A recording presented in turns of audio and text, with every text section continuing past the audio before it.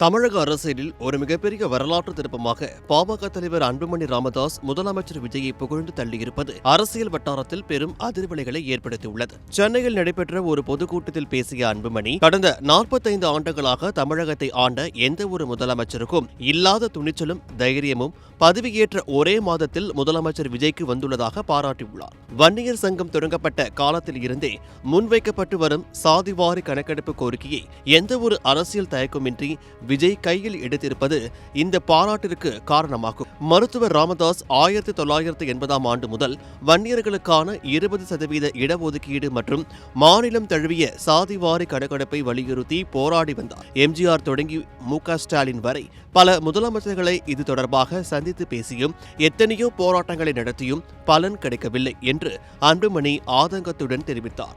அதிகாரம் இருந்தும் சட்டம் கையில் இருந்தும் முந்தைய ஆட்சியாளர்கள் சமூக நீதியை நிலைநாட்ட தயங்கிய நிலையில் ஒரு அறிமுக முதலமைச்சராக இருக்கும் விஜய் இந்த விவகாரத்தில் காட்டும் வேகம் ஆச்சரியப்படுத்துவதாக அவர் குறிப்பிட்டுள்ளார். அரசு அதிகாரிகள் சாதிவாரி கணக்கெடுப்பு நடத்தினால் பல பிரச்சனைகள் வரும், அதனை தவிர்க்கலாம் என்று அறிவுறுத்திய போதிலும் அதையெல்லாம் பொருட்படுத்தாமல் எந்த பிரச்சனை வந்தாலும் பரவாயில்லை, மக்களுக்கு சமூக நீதி கிடைக்க வேண்டும் என்று விஜய் உறுதியாக நின்றதாக அன்புமணி சுட்டிக்காட்டியுள்ளார்.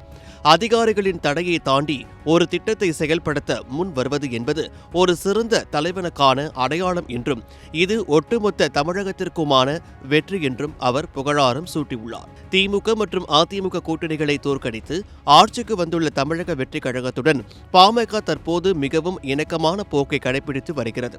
அன்புமணியின் இந்த பாராட்டு வெறும் பேச்சு மட்டுமல்ல, இது தமிழக அரசியலில் ஒரு புதிய மெகா கூட்டணி உருவாவதற்கான வலுவான அறிகுறியாகவே பார்க்கப்படுகிறது.